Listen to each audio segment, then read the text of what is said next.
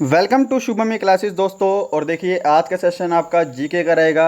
यहाँ पर जीके के मिक्स क्वेश्चन करने वाले हैं, जिसके अंदर हिस्ट्री, पॉलिटी, जियोग्राफी, साइंस सभी टाइप के क्वेश्चन होंगे। ओके, तो टॉप 25 क्वेश्चन हमारे यहाँ पे रहेंगे, जो कि लास्ट के एग्ज़ाम में कई बार आ चुके हैं।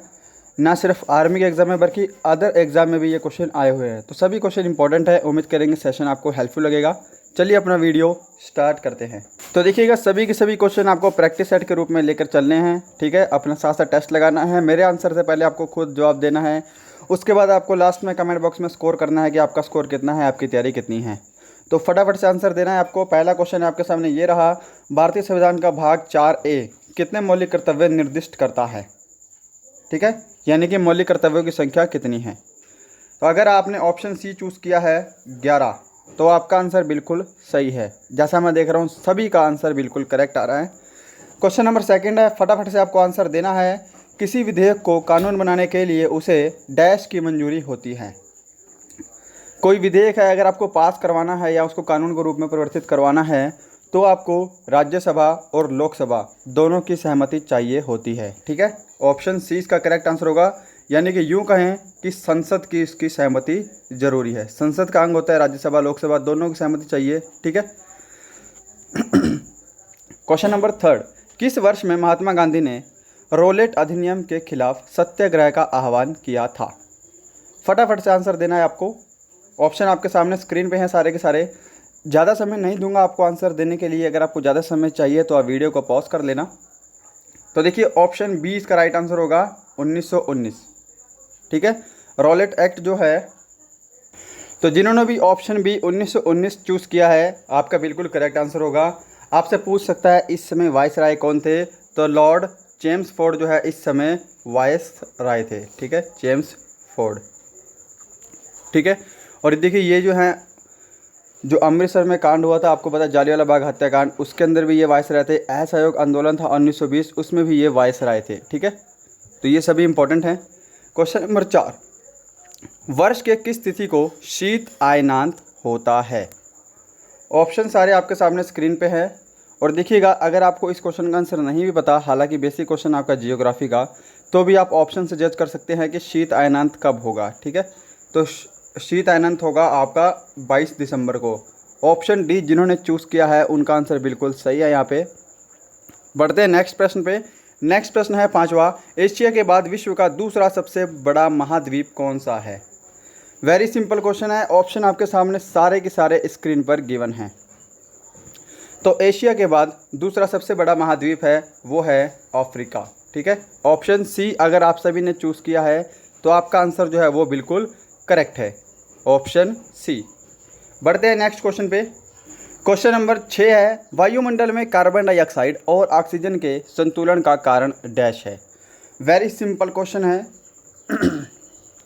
तो देखिएगा, आपको पता है पौधों के बारे में कि पौधे क्या करते हैं, कार्बन डाइऑक्साइड लेते हैं और ऑक्सीजन छोड़ते हैं। ठीक है, और वही हम क्या करते हैं, हम ऑक्सीजन लेते हैं, कार्बन डाइऑक्साइड छोड़ते हैं। ठीक है, तो पौधों में जो विधि होती है वो विधि कहलाती है प्रकाश संश्लेषण। ठीक है, तो ऑप्शन बी इसका बिल्कुल करेक्ट होगा। जिन्होंने भी आंसर दिया है वो बिल्कुल सही आंसर है। ठीक है, प्रकाश संश्लेषण कार्बन डाइऑक्साइड और ऑक्सीजन के बीच संतुलन बनाती है। नेक्स्ट, एक भाप इंजन भाप की ऊष्मा ऊर्जा को डैश में बदलता है। तो देखिए, जेम्स वाट ने भाप इंजन का आविष्कार किया था, है ना। तो जो भाप इंजन क्या करता है, अगर आप कोयला डालेंगे भाप जलेगी, तो भाप जो है वो उसको यांत्रिक ऊर्जा में बदल देता है, जिसके कारण से ट्रेन चलती है। ठीक है, तो भाप इंजन ऊष्मा को यांत्रिक ऊर्जा में बदलता है। जिनका भी ऑप्शन सी आंसर है वो बिल्कुल करेक्ट है। ताप ही ऊर्जा में बदलेगा ही नहीं, क्योंकि ताप ऊर्जा से ट्रेन नहीं चलेगी। ठीक है, रासायनिक ऊर्जा तो सीन ही अलग हो गया, और विद्युत ऊर्जा वो पैदा करेगा ही नहीं भाप इंजन। तो यहाँ पे आपका ऑप्शन सी ही करेक्ट होगा। नेक्स्ट है क्वेश्चन नंबर 8, प्रथम आधुनिक विद्युत वातानुकूलक इकाई का आविष्कार किसने किया। यहाँ पे वातानुकूलक हिंदी में लिखा है, इंग्लिश में यह है आपका एसी। ठीक है, एयर कंडीशनिंग। एयर कंडीशनिंग का आविष्कार किसने किया। तो ये क्वेश्चन मेरे हिसाब से सभी ने पढ़ा होगा, सभी ने ल्यूसेंट पढ़ी होगी या फिर कोई और भी बुक्स पढ़ी होगी। तो ये आविष्कार वाले चैप्टर में ये आपने सबने पढ़ा होगा। राइट आंसर होगा option C, Willis carrier. Next है क्वेश्चन नंबर 9, निम्नलिखित में से किसे लघु संविधान के नाम से जाना जाता है। वेरी सिंपल क्वेश्चन है और वेरी इंपॉर्टेंट क्वेश्चन है। तो देखिए 1976 42वां संविधान संशोधन, ऑप्शन बी आपका करेक्ट आंसर होगा। इसको लघु संविधान के नाम से भी जानते हैं। क्वेश्चन नंबर 10, असहयोग आंदोलन को किस दौर में गति मिली? तो ये तो मैंने पहले ही आपको बताया है कि असहयोग आंदोलन के समय वायसराय कौन थे? Lord Chelmsford.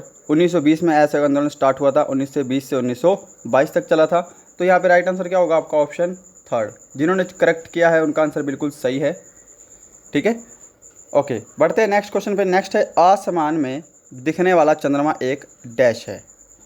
तो चंद्रमा क्या है? ये क्वेश्चन अगर आपको नहीं आता तो इसका मतलब आपकी जीके बहुत ही ज़्यादा वीक है। ठीक है, अपने पृथ्वी का उपग्रह क्या है? चंद्रमा है। तो चंद्रमा क्या है? एक उपग्रह है। ठीक है, अच्छा, अगर मैं चंद्रमा को काट दूं, नेक्स्ट क्वेश्चन बनता है सूर्य क्या है?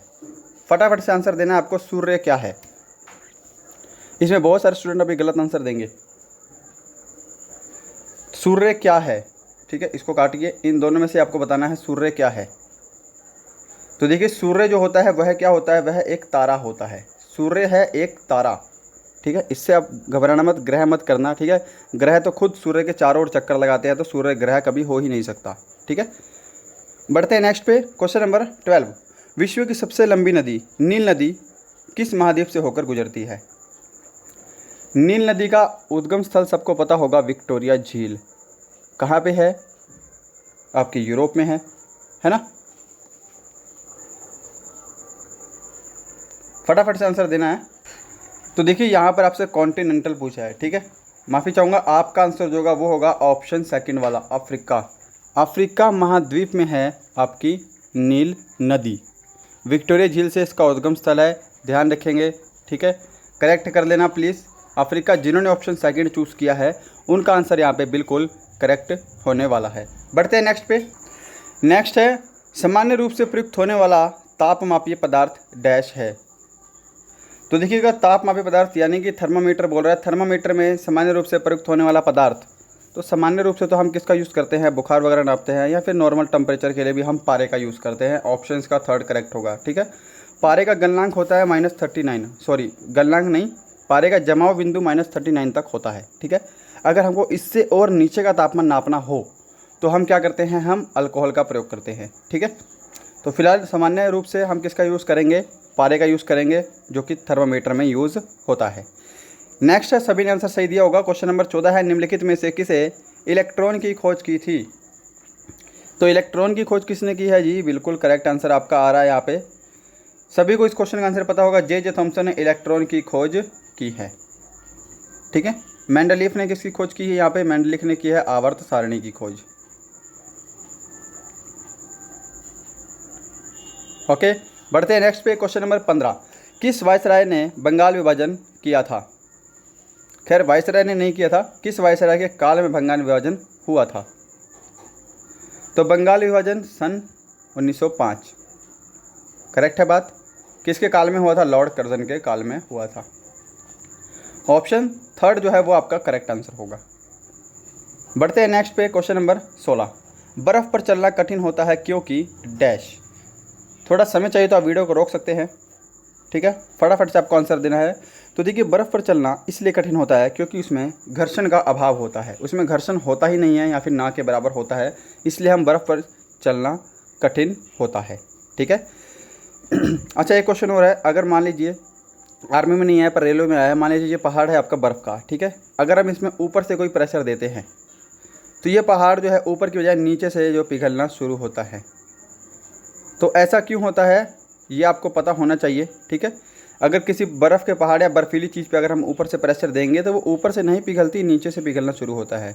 वो ऐसा इसलिए होता है क्योंकि आपको एक सिंपल लाइन में याद रखना है कि दबाव बढ़ने से, ठीक है, दबाव बढ़ने से बर्फ़ का जो गलनांक है वो कम हो जाता है। दबाव बढ़ने से बर्फ़ का गलनांक कम हो जाता है। ठीक है, इसी वजह से हम बर्फ़ पर स्केटिंग भी करते हैं ना, आपको पता है, पैरों में पहिए लगा कर चलते हैं बर्फ़ के ऊपर, तो स्केटिंग करते हैं, वो भी इसी वजह से होता है। दबाव बढ़ने से बर्फ़ का गलनांक कम हो जाता है।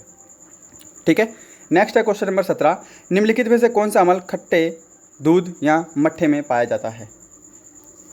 तो दूध में तो सिंपल सी बात आपको पता होना चाहिए कौन सा अम्ल पाया जाता है। वो होता है हमारा लैक्टिक अम्ल। ऑप्शन सेकंड इसका करेक्ट आंसर होगा। उम्मीद है सभी ने आंसर सही दिया होगा।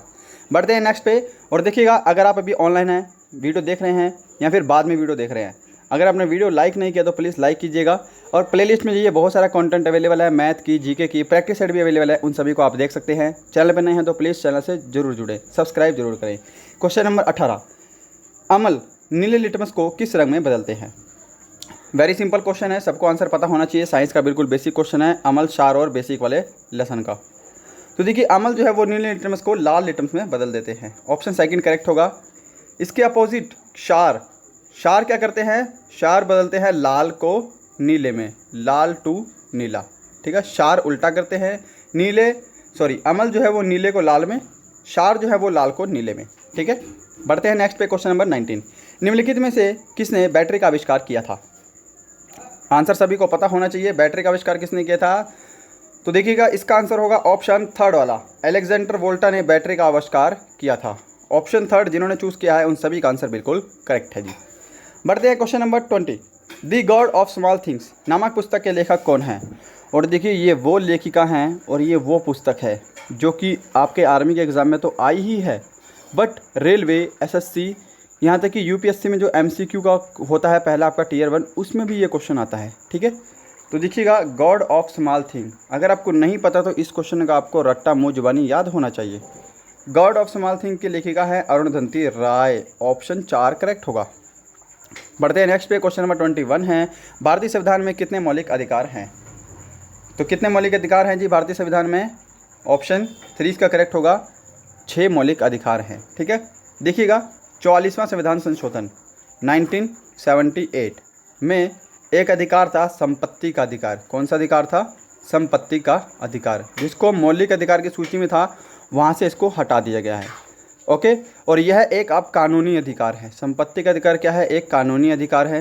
ठीक है, दूसरी चीज़, संपत्ति का अधिकार जो है, मौलिक अधिकार आपको पता है 12 से 35 में होते हैं, है ना। संपत्ति का अधिकार इसमें से हटाने के बाद इसको अनुच्छेद 300A में रखा गया है। अगर ये भी क्वेश्चन आया तो ये आप कर देना। ओके, थोड़ी सी एडिशनल नॉलेज दी है। बढ़ते हैं नेक्स्ट क्वेश्चन 22 पे। 22 है आपके सामने, पृथ्वी पर सबसे ऊंचा पर्वत शिखर कौन सा है? वेरी सिंपल क्वेश्चन है और एक झटके में आपका सबका आंसर आना चाहिए जो लोग देख रहे हैं। पृथ्वी पर सबसे ऊंचा शिखर कौन सा है भाई? माउंट एवरेस्ट है, माउंट एवरेस्ट है। ऑप्शन सेकंड इसका करेक्ट आंसर होगा। माउंट एवरेस्ट कहाँ पे लोकेटेड है? नेपाल में है। ये हिमालय की सबसे ऊंची चोटी भी है और पूरे विश्व की भी सबसे ऊंची चोटी है। ठीक है, माउंट एवरेस्ट की हाइट कितनी है? 8848 है। कई जगह 8850 दे रखा है, तो इसको आप देख लेना, है ना। कई जगह 8850 भी दे रखा है, तो कोई दिक्कत नहीं है। ठीक है, माउंट एवरेस्ट को नेपाल में क्या बोला जाता है? नेपाल में इसको सागर माथा बोलते हैं। अगर क्वेश्चन आ जाए तो ये भी आप इसको करेक्ट कर देना। बढ़ते हैं नेक्स्ट पे। क्वेश्चन नंबर यहाँ पे 23 है, एरिथ्रोसाइट और ल्यूकोसाइट दोनों डैश में बनते हैं। तो देखिए, अब यहाँ पे कन्फ्यूज़न स्टार्ट, क्योंकि यहाँ पे मैंने उनका साइंटिफिक नेम लिया है। एरिथ्रोसाइट जो है ये आरबीसी का साइंटिफिक नेम है। ओके, ल्यूकोसाइट जो है वो डब्ल्यूबीसी का साइंटिफिक नेम है, यानी कि वाइट ब्लड सेल। तो देखिए, आरबीसी और डब्ल्यूबीसी कहाँ बनते हैं? अब तो सभी को पता होगा ना कि ये अस्थि मज्जा में रक्त का निर्माण होता है। आरबीसी का निर्माण रक्त में होता है, अस्थि मज्जा में होता है। ठीक है, डब्ल्यूबीसी का निर्माण रक्त में भी होता है और अस्थि मज्जा में भी होता है। तो ये दोनों चीज़ें आपको पता होनी चाहिए। तो जिन्होंने ऑप्शन ए चूज़ किया होगा उनका आंसर बिल्कुल यहाँ पे सही है। ठीक है, बाकी तो मतलब ही नहीं रखता। थाइमस तो आपको पता है मस्तिष्क का पार्ट है, धमनियाँ तो अलग ही चीज़ हो गई। ठीक है, तो यहाँ पे आपका आंसर होगा ऑप्शन ए, अस्थि मज्जा। क्वेश्चन नंबर 24 देखते हैं, निम्नलिखित में से किसने ग्रहों की गति के नियमों की खोज की थी? तो ग्रहों की गति का नियम किसने दिया था? आपके एग्जाम में ऐसा क्वेश्चन आता है डायरेक्ट।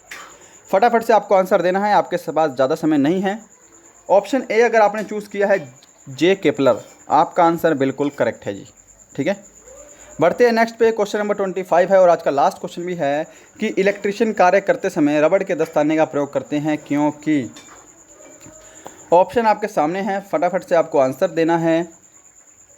तो इसके आंसर पे चलते हैं। जिन्होंने भी ऑप्शन ए चूज़ किया है, रबड़ एक कुचालक होती है, वो आंसर बिल्कुल सही है। रबड़ जो है वह विद्युत की कुचालक होती है। रबड़ के दस्ताने पहनने पर आपको करंट का झटका नहीं लगता है। ठीक है, तो इसलिए इलेक्ट्रिशियन रबड़ के दस्ताने का प्रयोग करते हैं। तो ये थे आपके टॉप 25 क्वेश्चन। उम्मीद करूंगा सेशन आपको हेल्पफुल लगा होगा। कमेंट में बताइए आपका स्कोर कितना हुआ है। चैनल पर नए हैं तो प्लीज़ लाइक हिट सब्सक्राइब जरूर करें। मिलते हैं नेक्स्ट वीडियो में, तब तक के लिए bye bye and thank you so much.